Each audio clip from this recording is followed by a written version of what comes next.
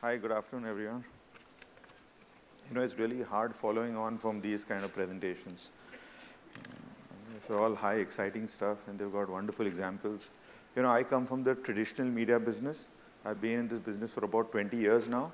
And, when you come for these wonderful conferences and you hear all these terrific things, everyone's essentially looking at us, wondering what we are doing in this. So I thought I'd spend a little bit of one, of course, heartening thing is that I can see the traditional media is still sponsoring this event. So, money is still where it's at. But yes, of course, the world is changing. There's no doubt about that. All this that we've heard around us is essentially, like the way I see it is that there's this sort of perfect storm happening in our life. And this little combination of events is what we are living through. It really got me thinking in the morning that is all this online activity somehow responsible, creating a butterfly effect for the depressed fuel prices globally? And it's something that I will think about for another presentation, but I was thinking about it in the morning. What this is doing, though, all of this, is that this is creating a lot of stress. We saw earlier Ritesh and people like that who are using this wonderful combination of events to do all this. And what happens to incumbents, all the brands, all the companies, traditional media, others, everyone, is that you're typically going through, what you call the 5 clinical stages of psychology when all this happens, which is you start with denial, then you move on to anger, depression, bargaining, and then acceptance. The question I guess all of us need to ask ourselves is that where are we in this, where are we as a brand, as a company, at this point in time, at which stage? Because this is what the world is taking us to. This was one of the most dramatic images of disruption that I've seen in recent times. I mean, it's so spectacular. It's got the whole telecom industry in a tizzy. And I don't blame them for that because, they've spent thousands of crores in buying spectrum, in building infrastructure. Their voice has gone so cheap. They don't barely have a business model that they can survive with. And then comes along all the OTT services that essentially operate for free over this thing. And this has really changed the world. And yet, often enough, incumbents have a really hard time relating to this, reacting to this, or doing anything with this. This one is another one. This is a lot more happening. We saw earlier, Rahul showed us a few slides on this. This is what is happening every minute of the day. A friend of mine, when I sent this to him, told me, if all of this is happening, where is the time to do anything? My response to that was that actually for an entire young generation, the guy sitting at the back, all of this is actually something. This is something. This is what they do. This is important. It makes sense. It's a lot of amazing things happening. One of these says, download 31,000 apps on iOS every minute. So 31,000 apps are being downloaded on iOS. Actually, that's not what interests me. It's not how many are being downloaded. What concerns me is how many are being churned out, to fill that. And that's the scary number because, that's a lot of stuff that's going out of this. This is our traditional media. I had created this like an artist impression of, how we are evolving as a society. And this is what disruption looks like. Disruption looks like this. We like to think, we look at all our media in individual pieces, but it's not that. All of this is happening. It's happening simultaneously. We consume this at different times. These are different experiences, and all of these experiences overlap. They're overlapping all the time, and we are sort of trying to build and create things. Remember when we were younger, when email first came, I don't know how many people, there's an older group and a younger group. So for the older people, when email first came, remember there was always that one old colleague who couldn't cope to it so well, because, because there was always this saying about you're coming from an age of letters that were 7 to 10 days old, to revert, and then faxes which were 1 to 3 days, and then suddenly this instantaneous response. You send a mail and then you get a reply back. And I have seen a lot of my older colleagues, absolutely getting, blood pressure over this, that I sent a message and they already replied and now what do I do? But for a younger generation and for all of us now, we don't even care. This is how we live. So what I thought I'd do is that I'd take a few sections of our traditional media, television, print, movies, music, that television news, that's very important. And just see as to how it's getting disrupted and how it's disrupting itself. Because what I think is happening is that traditional media is not exactly getting disrupted as much in content, as much as a distribution play. And I think traditional media is reacting very well and, leading through this very well. So just quickly on print, how many of you all remember the headline in today's paper? Anyone? You do? Acha, okay, that paper. I came by a flight, and I don't recall what was in the paper. The paper's headline is dead, right? Morning news is not news anymore. You've already got as much news as you want in the night from the television channels. If you wake up early enough before your paper is delivered, and you're on social media, you've got news from all over the place. The big deal used to be the headline above the fold. People from the print media would know this. The headline above the fold was something that a journalist could spend his entire career working towards. It was a really important thing. It signified importance. Today, it means nothing. The headline means nothing. What comes in the paper per se doesn't mean anything. Ditto for the advertising spaces. The front page solace, the right hand ad on the third page, right? That was some of these. Remember those? Even MediaNet, actually. You take MediaNet, and it was like, last 10 years it's been such a big deal. But today you can get same bang for buck from social media at 1/100 the cost.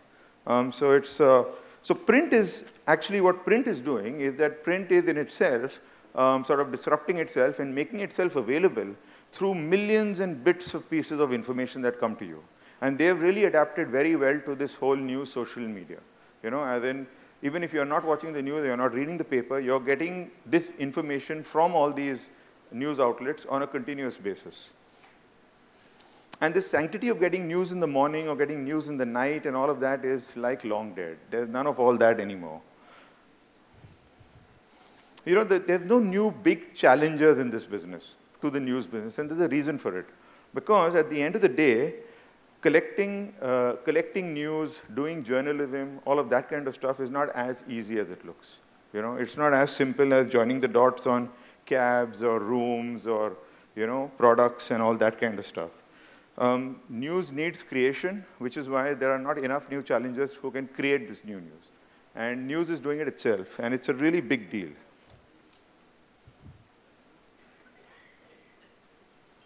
Broadcast television is probably the most effective way to distribute video. There's never been a better, more cost-effective way to do it.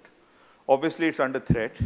Not immediately in India, but it is under threat because of this whole, the online video that's rising and this whole business of the DVR that's come in, the ability to see video at any place, whether you see it online, offline. And appointment viewing per se is dead. There's no appointment viewing anymore because even for the shows that we are watching on air today, you have, most people know what the repeat schedules are. If you have a recorder, you can record it. You can see it on YouTube, unless, of course, the broadcaster takes it off. What the broadcaster monopoly, what this whole new online technology is doing is that it's killing the broadcaster's monopoly on what video we ought to see. There is to be the programming head, and the programming head actually decides what's good, what's funny, what's interesting to watch. Going forward, this is going to be a big change. This dependency on broadcaster to tell you what video to see is not going to be. When House of Cards, have you all seen House of Cards? When House of Cards wins 13 Emmy Awards, that's what it won, it wins US television's most prestigious award. And this is from a content which never went on air. It never played on any TV channel. It was premiered on Netflix on one fateful Friday night, all 26 episodes in a binge. And it proceeds to win all the Emmy Awards. And that is actually, in many ways, the way the US is going. So what this does for television is that television content was always driven by three things: programming heads, lowest common denominator, and advertising, rating-supported advertising. Now, this whole business gives us an opportunity to build a direct connect with customers. For a creative person like us, it truly opens, that the shackles of network television are going to give way to a completely new way of communicating, creating, and making content. Television news really deserves its own sort of section. Because, first of all, the television news business, which really took off in I think, 2003, according to me, was the single most democratizing factor for India. More than Gandhi, more than independence, more than the Constitution, more than all of those things. Primarily because what these channels did is that they bought, between Hindi and regional, they brought news and information to every single person. They have been responsible for the distribution of news and information to every single person. In the 2000s, I remember when you went down in the morning and you got into the car, and if you asked your driver as to what was happening, he could at best tell you about something that was happening in his locality. Today, when you go out and you ask your driver what's happening, he probably knows more than you. Everyone has seen the image of the Syrian child. They've really built that out. And this much maligned sensational TV news, which got built up for quite a while, has actually now disrupted itself. What was happening, obviously, was the TV news business is really expensive. Distribution costs are high. Cost of collecting news is high. The whole infrastructure is really expensive. Too many of them launched. And, and not enough advertising support, no subscription support for sure. So what they did is that they've invented this new avatar called talking heads. So the way talking heads really works is that what you need is a basic news story, like an incident or an event or something, and then and some footage of that, which you can probably share with each other, and then you get a bunch of people together as an expert panel, or varying degrees of expertise, obviously, and domain expertise or not, and then you put them together, and then you proceed to have this heated debate, right? And it works really well because it's really entertaining. It's like watching Big Boss every night, And then the people keep changing, and it's real fun. And it's entertaining, and it's engaging. There's obviously a lot of insinuation and all that hyperbole that goes along with the fact, to embellish those facts. But the big thing that it does is that it reduces cost dramatically because you don't actually have to go and do journalism in that sense. And what it does is that it creates long hours of programming, So you can have like 2-3 hour debates. You fill up airtime, you can get more commercials. It's really good. And from a consumer point of view, it's like, it's like watching a street fight in slow motion. You can't take your eyes off. Now, some would say they're maligned often and called paparazzi on air. But on the other hand, they are the conscience keepers of the nation. And they're doing a good job. I mean, I never miss it. I have to watch this. I can't take my eyes off it. Again, it's the incumbents who lead the way. It's the incumbents in media who are doing this smarter. Now what they do is that not only do they have the show on air, they also have immediate stream on social media. So, I mean, in case you even want to escape it, you can't. Because you get a tweet or you get something or the other. There's no getting away from it. And it's good. Movies has actually been going through disruption for quite a long time. The big disruption that happened in movies was this whole, this whole digital print thing that killed the print. The print and negative is long dead. It's all digitally distributed. We've got new equipment that allows you to shoot on high-quality digital cameras. And now with edit systems, you can sort of distribute it anywhere in the world. What's happening to the movie business is it's getting disrupted in a couple of ways. One is this whole word of mouth has become word of social media, which is that, very, very quickly movies get trashed. You go and see the first show in the morning, by afternoon you're already dead. Nobody is going to go again to see it. People are extremely unforgiving about all these things. India missed its great DVD market, primarily because of this very flawed theory of the India is a volume market. So Moser Bear, sort of totally undervalued it, and then killed DVD, and then killed itself, which was a pity. What the Indian movie business needs is actually nothing newfangled. It's not any big deal. What India's movie business needs is more retail screens. That's pretty much the long and short of it. India is a highly underscreened country.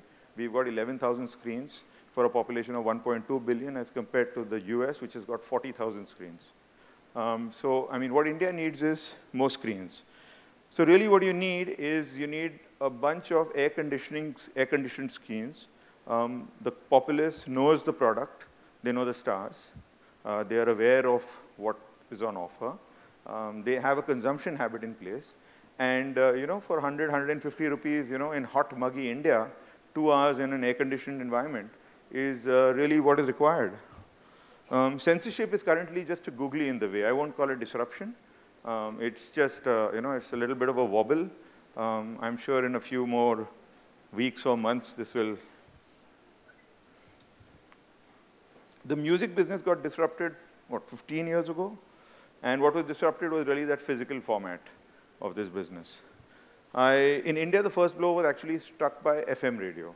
I remember having this conversation with Ramesh Taurani of Tips, and he was telling me that in the month of July of 2003, he shipped like some 3-4 lakh cassettes to Calcutta, cassettes and CDs.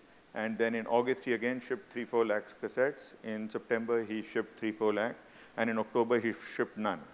It just fell off a cliff because FM radio had arrived. And most people didn't actually realize that in the beginning as to what impact FM radio would have to the music business. Of course, this whole thing sort of settled down, much fighting, disputes over payments and all of that. And interestingly, the music companies have all recovered their mojo now. They are not exactly sort of down and out or anything of the kind. They are back in business. There's been a whole bunch of digital platforms that have got built. But content will always be king. There is no free lunch. And between Ghana, Sawan, Hangama, and many others like this, music is widely distributed all over the world, sometimes free, sometimes paid for, depending on the business model. But whatever it is, Bhushan Kumar and T-Series make their money. And they continue to produce the music. All the old music companies, have got great annuity income. And going forward, the only way I guess the platforms can disrupt this is by doing a Netflix on the music business and creating their own music, which would be to then, sort of make movies, because as you know, in India, music is driven by Bollywood. So you'd need to make movies and then make music and then do all of that, which is the tough one. So for now, while the music business is, going highly digital, it's still content that's driving it and content that's controlling it. Social media itself has become the big disruptor and getting disrupted itself. So in all of this excitement that we have on traditional media, we've got this whole social media thing where it's all totally integrated with what we do now, because that's what's recommended. And it's a good thing to do because, so much of our audience is spending time on watching TV or not watching TV or watching the shows we put on TV elsewhere and, and talking about it to each other, trashing it, praising it, all of that. And this whole thing is getting really blurred because, often enough we are seeing video on Facebook. We are not seeing video on YouTube, we are seeing it on Facebook. So all traditional media is getting disrupted by digital, everything is getting disrupted by digital. So just a couple of things that have been happening recently as to how, real hardcore traditional stuff has changed. Recently, the Movie Producers Guild decided that we should no longer do listing ads in newspapers because the reasoning was that the bulk of the audience is actually going to book my show to buy tickets, and they are checking out where the movie is playing, via some digital kind of information. So there's no point in spending money on listing ads because who is checking listings? I thought it was a very sensible observation because I don't recall the last time I saw the listings. There used to be the movie distributors in Nas Cinema in Lamington Road, who used to be the bellwether of whether a movie is hot or not. You ask the distributors, and then they tell you whether a movie is going to work or not. Today, a combination of YouTube views and social media shares for the trailer give you a really good indicator of the opening weekend. Very good indicator. Recently, an industry friend of mine, she's made a book on family recipes, and this is Bollywood family recipes. And they're going to be publishing the book as a coffee table book. The suggestion I told her was that instead of, the book is fine, the publisher says we'll do some 5,000 copies, price it at 1,000 or 2,000 rupees. What I suggested to her was that she create an app, direct to app, and put all the recipes onto it, and have all her Bollywood friends, all of them who have like 5-6 million followers, for all of them to tweet it out, and then sell it for 50 rupees, which would be a much better way to do it. So all of these things are happening in our traditional space. So obviously this disruption is happening to traditional media, and obviously traditional media is sort of reacting to it. But I think the bigger deal that is happening is that there is a disruption in mass advertising itself. Because obviously as traditional media sort of fragments into different niches and into multi kind of touch points, that one size fits all or the big opening night that was always available before is increasingly going down. I guess the only thing that is still now available is sport, live sport, which is sort of the last surviving mass audience. Everything else has changed into a. Now this whole digital opportunity does one incredible thing. Because what digital does is it kills space. There's no space constraint. It can be limitless. It can go to, it goes to the infinite degree. Like theoretically speaking, if I write a blog and I put it out there, 3 billion people on the internet could access it. Now, of course, none of that is going to happen, right? So the challenge in all of this is discoverability. That for all this digital disruption that's happening and for all the stuff that we are creating, discoverability is the big deal. And within discoverability, it always brings us back to brands. Because then finally, brands is what you recognize, what you trust, what you know. And it also, for all the digital disruption, for all this, opportunity that's created, finally it's still brands. Even on YouTube, if you see, they are called the YouTube stars, right? They are not like 10 billion people on YouTube. They're just YouTube stars. For brands, obviously, the opportunity, and we've seen great examples. I saw a few between the previous presentation, what Rahul showed us. The big opportunity is to get personal, to introduce some emotion into technology. And of course, brands are also getting it. I was recently, for my colleagues in Google, they showed me this commercial, I don't know if they'll have seen it, called Honda the Other R, right? So it's really cool. It's a commercial, and they've launched these Honda cars, 2 versions. And when you play the commercial, if you press R on your keyboard, it changes to another commercial. So one commercial, a guy is dropping his kids to school, and in the other version, he is some sort of drug trafficker escaping from the cops and all of that. And it actually switches. So it's a really sort of cool, innovative idea.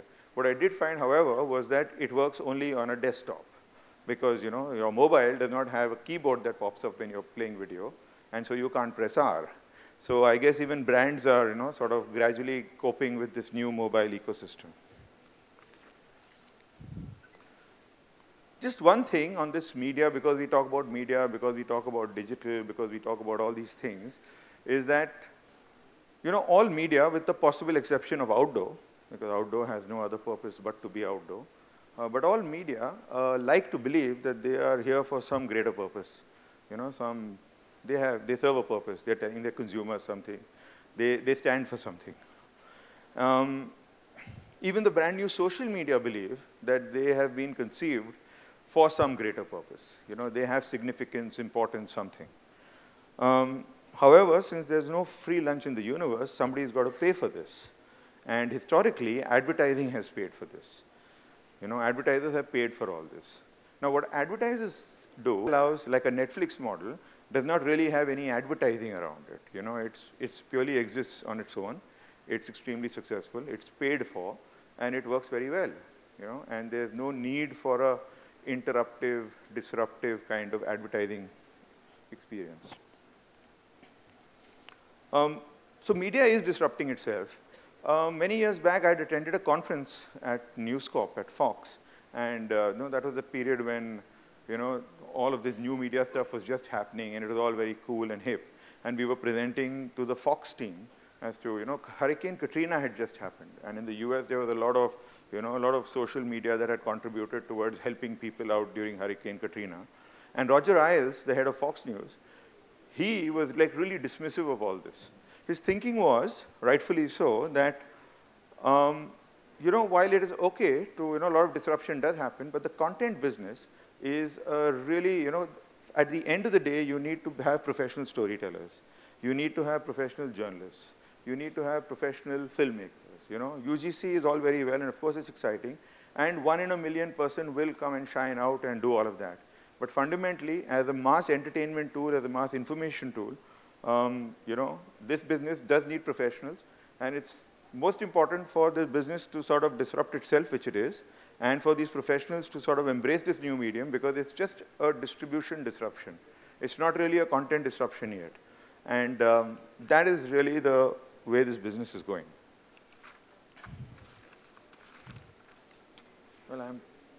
Well, thank you so much. I'm actually exactly out of time.